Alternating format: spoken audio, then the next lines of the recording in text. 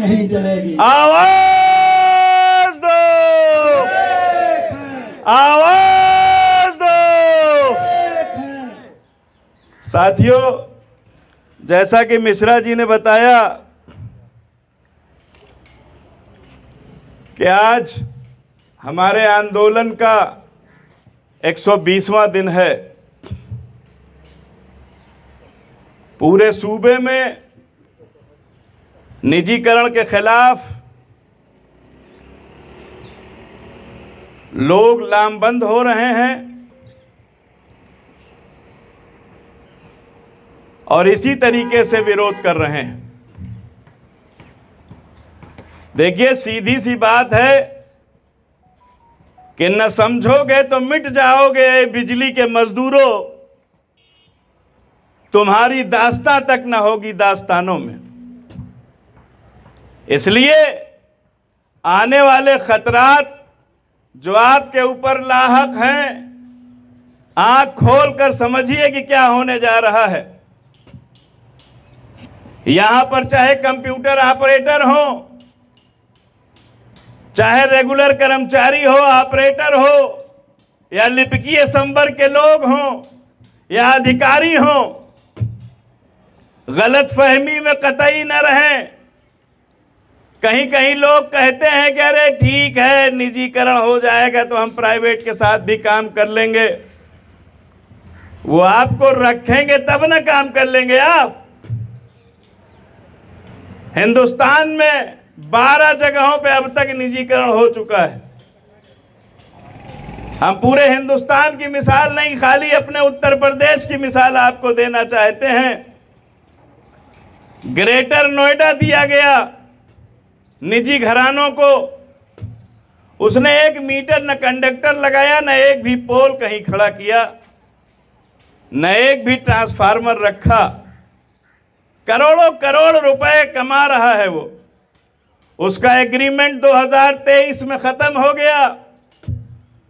जब इन्होंने कहा कि अब आप जाइए भाई, पीसीएल के लोगों ने, तो उसने कहा हम जाने के लिए थोड़े आए हैं, और हाई कोर्ट से एक परवाना ला के दे दिया पावर कारपोरेशन को। ये पूरा पावर कारपोरेशन सुप्रीम कोर्ट और हाई कोर्ट के चक्कर घिन्नी की तरह लगा हुआ है कि किसी सूरत से हाई कोर्ट से फुर्सत मिले और सुप्रीम कोर्ट का ऑर्डर हम उसको दे सकें। 2010 में टोरंट को दे दिया गया आगरा। शर्तें ये थी कि जो 2600 करोड़ रुपए बकाया है वो वसूल कर पावर कारपोरेशन को देगा, और उसका जो इंसेंटिव है वो पावर कारपोरेशन उसको देगा। उसने 2600 करोड़ रुपए वसूल लिया और एक नया पैसा पावर कारपोरेशन को नहीं दिया। और हिंदुस्तान का निराला एग्रीमेंट हुआ है टोरंट के साथ पावर कारपोरेशन का, जिसमें 5 रुपए 55 पैसे की बिजली खरीद कर 4 रुपए 37 पैसे यूनिट के हिसाब से हम बेचते हैं उसको, क्योंकि वो फ्रेंचाइजी है, लाइसेंसी नहीं है। लाइसेंसी को ही ये पावर होती कि वो बिजली खरीद सके और बेच सके। आप बताइए कितने 100 करोड़ का अब तक घाटा हो चुका होगा। और ये बताते हैं कि हम घाटे में हैं। घाटा वाटा कुछ नहीं है। राजस्थान का उत्पादन निगम पूरा दे दिया गया। पूरे हिंदुस्तान में उत्पादन निगम कहीं घाटे पर नहीं है, क्योंकि हिंदुस्तान का जितना हाइडल विंग है वो सबसे सस्ती बिजली पैदा करता है पूरी दुनिया में। इसलिए घाटे पे होने का सवाल ही नहीं पैदा होता। उसकी लागत 1 रुपए और 1 रुपए 20 पैसे यूनिट आती। उत्तर प्रदेश में मैक्सिमम प्रोडक्शन जो पावर का है वो 6000 मेगावाट है, और पिछले साल गर्मी में यहाँ की जो पीक आवर में डिमांड थी वो 30,000 मेगावाट क्रॉस कर गई थी।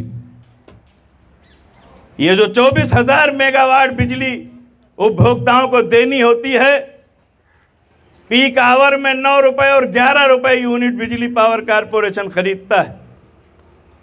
और सैकड़ों करोड़ का गबन हुआ है इस खरीद और फरोख्त में पावर के। लेकिन यहां पर तो लोकतंत्र को खत्म करने की बात हो रही है। अभी श्रम कानूनों में भी संशोधन हुआ है और गालिबन तो अप्रैल से वो लागू हो जाएगा। लागू हो जाएगा तो आप कहीं विरोध कर नहीं सकते जिस तरीके से आप यहां विरोध कर रहे हैं, क्योंकि वो विरोध देशद्रोह माना जाएगा।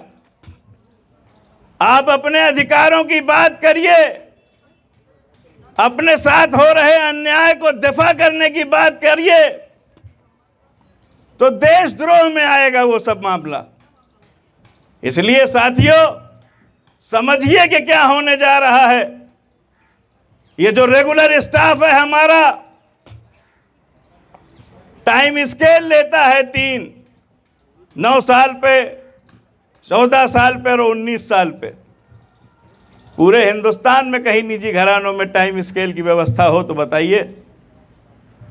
आज जो ये मीटर, स्मार्ट मीटर लगने की बात हो रही है, ये सिर्फ इसलिए हो रही है कि जब हमारे घर में स्मार्ट मीटर लग जाएगा और बकाया पे आप जमा नहीं करेंगे, तो जिस तरीके से आपका मोबाइल नमस्ते कर देता है, उसी तरीके से आपके घर की बिजली आपको नमस्ते कर देगी। कोई लाइन स्टाफ आने की जरूरत नहीं है। और ये सारा सिस्टम बनाया ही इसलिए जा रहा है कि मैन पावर कम किया जाए। जहां एक बिजली घर पे कम से कम 20 से 25 कर्मचारी और अधिकारी मिलकर चलाते हैं, वहां पे एक आदमी चलाएगा, बाकी 23 व 24 लोग सब बेरोजगार हो जाएंगे। वो सब देखने की जरूरत है आपको। और आज हम यहां पर इसलिए खड़े हैं कि जिस जगह पर हम खड़े हैं ये मेरी पहचान है। आप आंधी हैं तो क्या मुझको उड़ा ले जाएंगे? और अब तो ये आदाब महफिल ही करेंगे फैसला, हम निकाले जाएंगे या तुम निकाले जाओगे।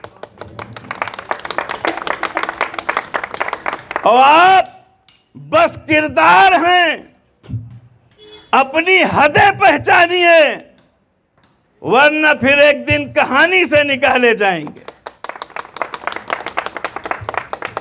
और हम तो वो तारीख हैं, जहनों में रहना है जिन्हें, हम तो वो तारीख हैं, जहनों में रहना है जिन्हें, कागजी पुर्जे नहीं हैं जो फाड़ डाले जाएंगे।